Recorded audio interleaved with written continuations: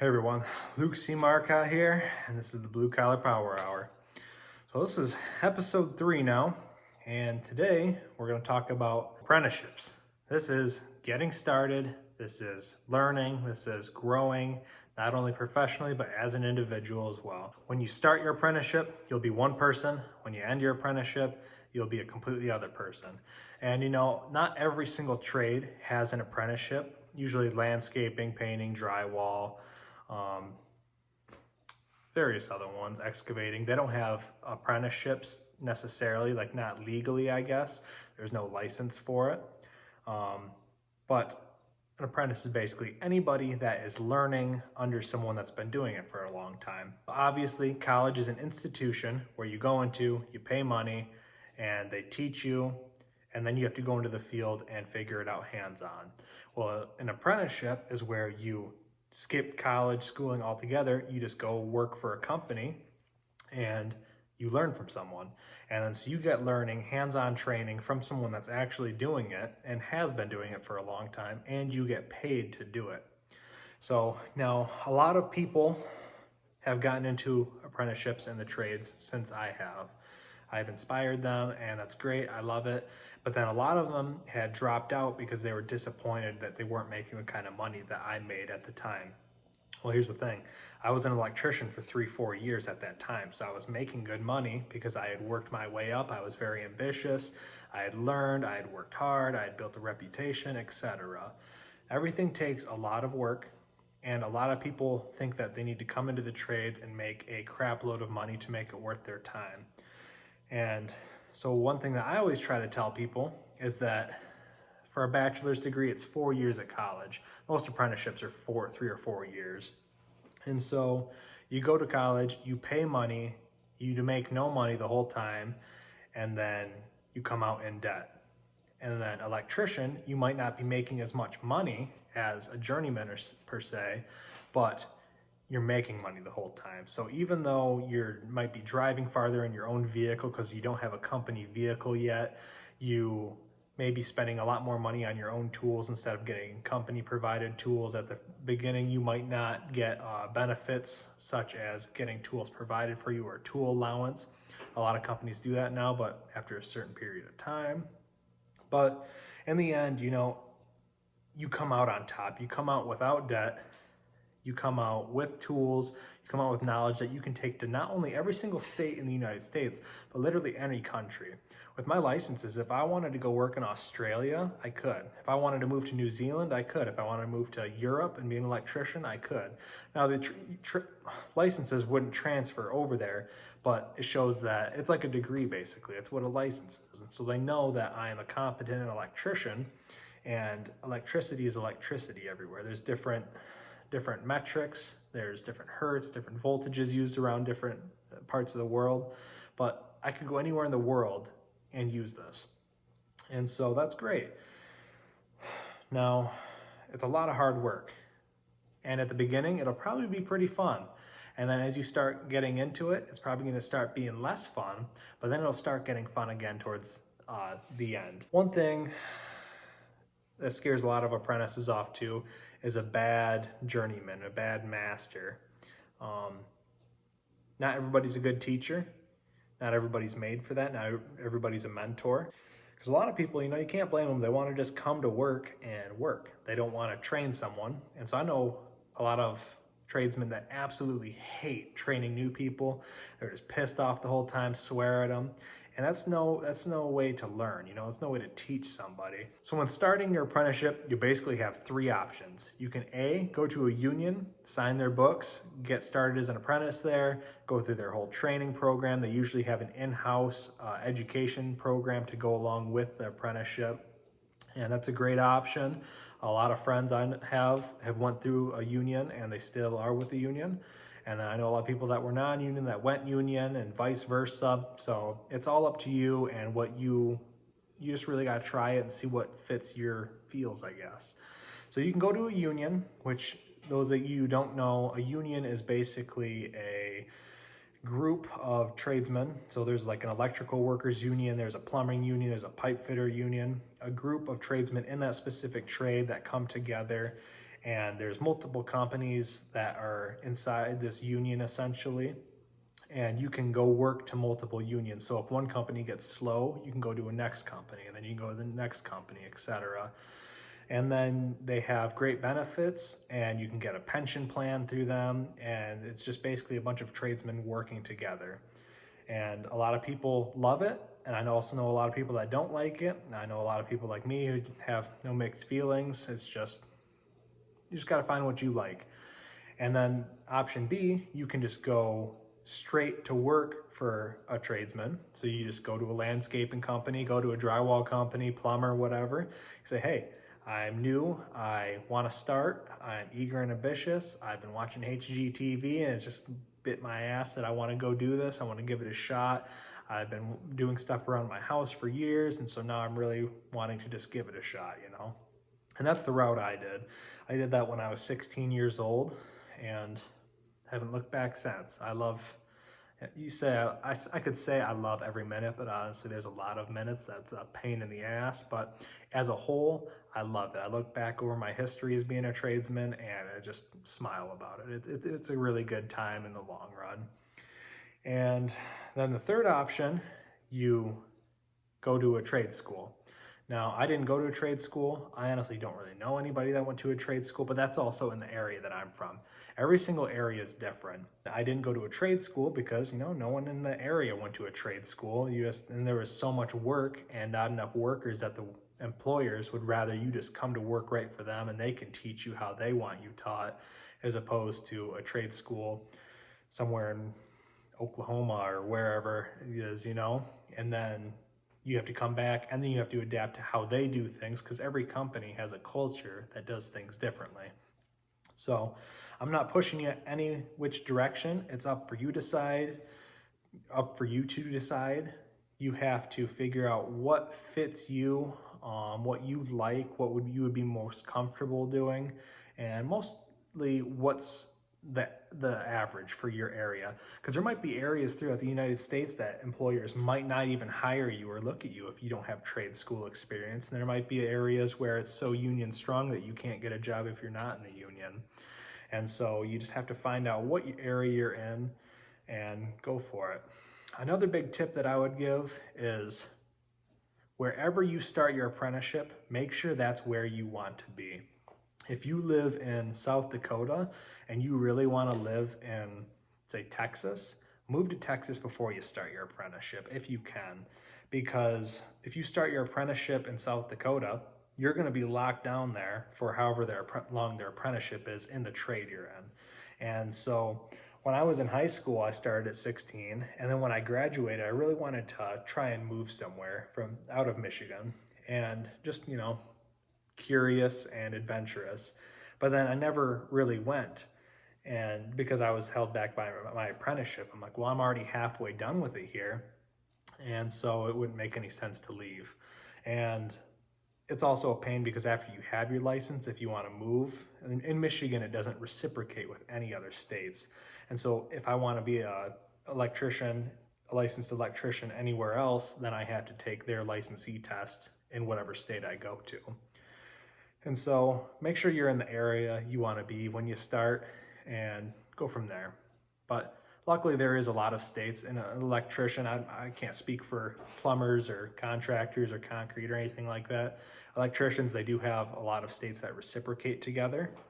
I don't know what they are off the top of my head, but you can look that up. And so you just have to go on your government's website, and they have forms for apprenticeships, and you fill out your apprenticeship form, you send it in with some money and whatnot, and you get a nice little card that says you're an apprentice, whatever trade you're in.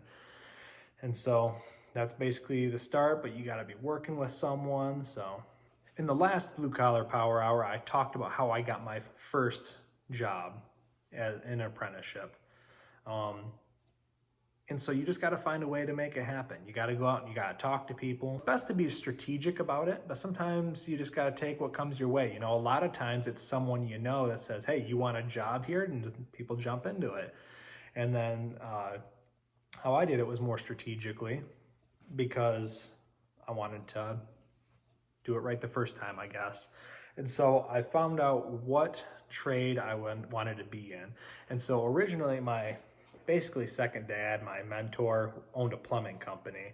And so originally I wanted to be like him and own a plumbing company.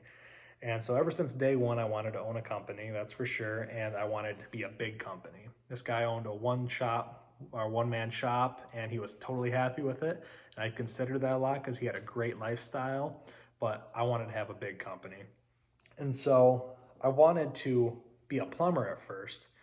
And then I'm like, well, I don't want to compete with him because he's helped me out so much. And he always told me that if he wasn't a plumber, he'd be an electrician because it's basically hand in hand, very similar in how the work is done. And so there was this career tech center at my high school. And so these sign-up sheets came around for which trade you wanted to go do a viewing of, I guess.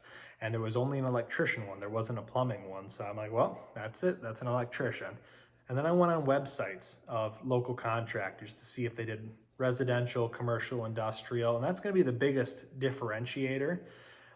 Residential companies tend to be a smaller to medium-sized company, 50 employees less, and they work on new homes, remodels, service calls, etc. And then there's commercial, which tend to be medium-sized companies, anywhere from 10 to 100 employees. And you go around, you wire storefronts, you fix signs, you wire restaurants, breweries, anything like that. And then there's industrial, which is usually larger scale companies, 100 plus employees, and you work on factories and you run cable that's that big. And so I wanted to try all three, so I've worked for a company in each individual. I've worked for a straight residential guy. I've worked for a company that we did a lot of commercial stuff, and I worked for a very large scale industrial company as well. And so what I found my niche with my company and what I like personally is service. And so I can service residential, commercial, and industrial. I have skill over that whole area, but I love service instead of just new construction or remodels because I don't like being on a project I've been on projects as short as a couple weeks to a couple years. And I don't like being on a project for a couple years. If I'm over on a project for more than 2 months, I start kind of going haywire. I just don't like going to the same place, the same area every day and doing the same exact thing. I like changing it up. And with service, I might go to 6, 7, 8 different houses per week, sometimes 2, 3 houses per day, and then sometimes a few businesses throughout the week, And so I like the change of pace. I like being in the service where I'm servicing things and fixing things. And it's fun because I like the troubleshooting aspect of it too. But I learned all that by going through all of these and just doing it, figuring out what I like. You never know until you try. Because I know a lot of guys that absolutely hate service, they hate everything about it. And I know a lot of service guys that hate construction for the same reasons that I do. And I don't hate construction, I love construction, but I don't like being there for a super long time, So that's my personal preference. I have friends that are landscapers and they can go and do a landscape within a week and change someone's yard, waterfront and everything. That would be fun. I've helped them out on jobs just because, weekends, especially in high school and out of high school, whatever got me 7 days and 12 hours a day, then that's what I liked. Yeah, you just got to jump into it. You just got to go for it. You can try plan it as best as you can, but sometimes it's just going on Craigslist, looking under the trades ad, see who's hiring and go and help somebody. See how it is. A lot of people, they start with just around their house here, They start doing stuff and wire up a light, change out some plugs or screw on some steel, or they do a flower bed in a garden, or they plumb a bathroom in their basement. People are like, hey, that's kind of cool. It'd be cool to try that. And so a lot of people get started that way. So it's not rocket science. I don't know how much I can drag this on for about how to explain to get into it. It's literally choose between which option you want to go with the union, just go straight to work for a contractor, or if you want to go to a trade school and what's going to be the best option for your area and what's the norm. I can't recommend any just because I don't know what area you're in and I don't know the cultures of that area. So you got to first figure that out. Then you got to figure out which trade you would like to be in. Do you like working outdoors where you could be working on landscaping? Or do you like working indoors all the time where you're doing maybe like a telecom and pulling Cat5 wire through buildings? Do you like service? Do you like new construction? Do you like remodels? Whatever it is. So you just got to kind of pick it, follow your heart, I guess, and go after it. And here's the thing too with college. You go to college, you're locked in for a certain period of time, you already paid for it. Tradesman, you go try landscaping for a month, don't like it. All right, well, try something a little different. And don't jump around too much just because it looks bad. And then also at some point you just gotta, hunker down and actually do it. But you're not tied down to where you have to stay there and you don't lose anything. If you go into the trades and you work there 3 days and you absolutely hate it, just cannot stand it, and you can't find a single piece of passion or love in your heart for it, you're not tied down for a year, 4 years, or paid 15 grand or whatever for it. So throughout all of it, make sure you're respectful to your contractors. There are people out there trying to make money, and not only are they trying to make money for their family as well, they are trying to provide income and work for a whole array of people working for them. So make sure you're certainly respectful of them. Don't be jumping around from contractor to contractor to contractor, just trying different stuff. Screw it. Because it costs money to train you. It costs money to employ you. It costs money to put you on payroll and insurance and all of that. So be respectful of everybody and just try your hardest. Be curious. When you start your apprenticeship, ask as many questions as you can. I asked questions that were super, super stupid, and I got a lot of really dumb looks for it, but I was generally curious, and I got answers I didn't even expect. So I've got a lot of knowledge about a lot of things because I've just asked so many questions. So many people are so afraid to act stupid or to seem stupid or to come off as, I don't know, not intelligent because you're asking so many questions or coming off as annoying. Well, you know what? That's how you learn. You learn by failing, you learn by asking questions, and you just go for it. You're going to make mistakes. You're going to make big mistakes. You're going to make a lot of mistakes. You're going to get your ass chewed, and you're going to learn from it. And there's nothing more you can really do about that. All right. Thomas Edison said he didn't fail 10,000 times to make a light bulb. He found out 9,999 ways or whatever it was to not make a light bulb. Sometimes you just got to fail to move forward. You can't be afraid to fail, because if you're too afraid, and I've got hooked up on this before when I first started, is I'm too afraid to fail, that instead you go up to your journeyman or your boss or foreman or whatever, and you ask them, hey, how do I do this over here?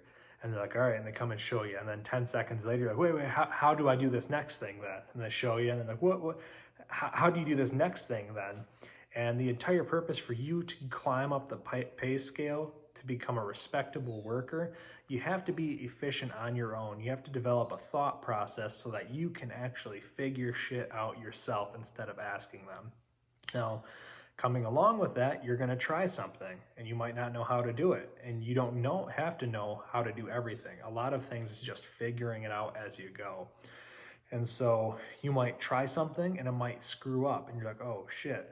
And if it's a big screw up, you're obviously going to have to go tell your boss about it. But then other thing is, you screwed it up. Okay, how can I fix it? And then how we can retry it a different way and move forward then. And so it's a lot of trial and error. There's nothing more you can really do about it. You just got to try.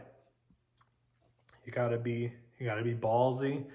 You got to be respectful of people. You got to be curious. You got to be willing to trust in yourself and bet on yourself to do things. One thing I always tell everybody is life throws everything at you and you're never ready for any of it. When you have a kid, you're not ready for that. When someone dies, you're not ready for that. When you get thrown into your first project to run it as a project manager or a foreman, you don't know how to do that, but guess what? You got to figure it out. And that's how you move up the pay scale. That's how you move up and get respect from people to do bigger projects. And so you just got to give it your all every day. Work hard, keep the phone down, be focused, and be there for more than a paycheck. Be there, become passionate about it, actually find joy in it. Because so many people go there every day and they just slump into work.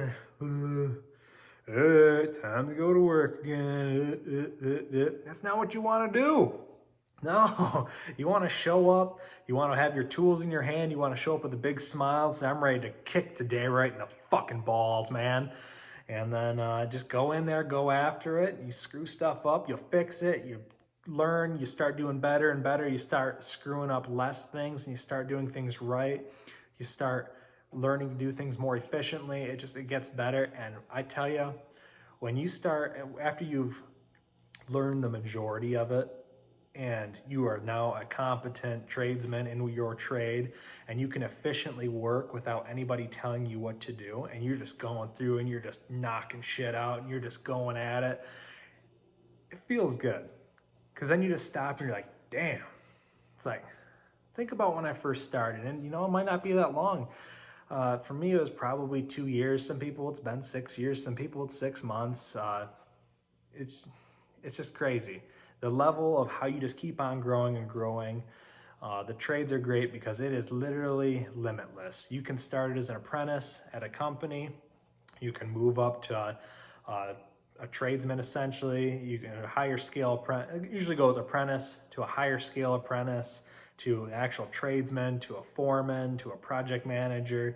And you can go to a vice president of a company, you can go owning your own company, and you can go to buying company, you can buy into a company. It's literally limitless. You can make as little as $20,000 a year if you really want to just not try, and you can make millions of dollars a year. I know tradesmen that literally make millions of dollars a year, and some of them didn't even start a company, they bought into a company. And I know tradesmen that aren't even foremen. I know electricians that aren't even foremen that make over 100 grand a year just working for someone. Just working on big industrial projects or smacking out a lot of service calls and get paid a commission on it. So pay scale is literally limitless. It all depends on how hard you want to work, how much risk you want to take, how many people you want to manage. For me, I want to have a few hundred employee company.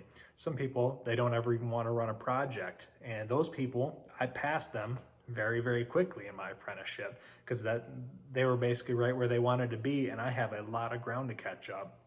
So you got to find out what you want, but above all, just start. Get your ass out there, get your ass into a company, get your ass into an apprenticeship, and start going at it. And one big thing too, and I haven't mentioned this before, but you don't have to be a male. You can be a total female. I mean, yes, 99.9% of the people I've worked with in the trades are male, but that's probably because females are probably scared to get in the trades. And I've had a lot of females even ask me about it, like, man, that'd be so cool to go into construction or whatever, but I'm scared. I'm like, just go do it. Just do it. Who cares what people think? People will judge you all the time, but you're just trying to do the best that you can do, and what more could you ask from someone? So if you're a female, male, trans, whatever the hell you are, doesn't matter what religion you are, get your ass out there if you're interested. If you even have the slightest little bit of interest in it, get your fucking ass out there. Try it. What's the worst that can happen? Someone gonna tell you no? You go to the next company and they tell you yes? What's the worst that's gonna happen? You screw a little thing up, someone yells at you, you fix it, you learn from it, and you get better? What's the worst that's gonna happen? You're gonna make $1 million one day? Just try. Go at it. So, as always, it's been a pleasure. Follow me on Instagram, Luke C. Marcotte. Links in the description. I just posted the first tool day review, and it's a new pair of boots. And so I'll be doing that often. I buy new boots, tools, clothing, etc. for work very often. So anytime I get something new, I'll be sure to let you guys know about it, what my thoughts are about it. And yeah, so as always, it's been a pleasure. Blue Collar Power Hour. Tell your friends about it. Like, subscribe. We'll catch you next time.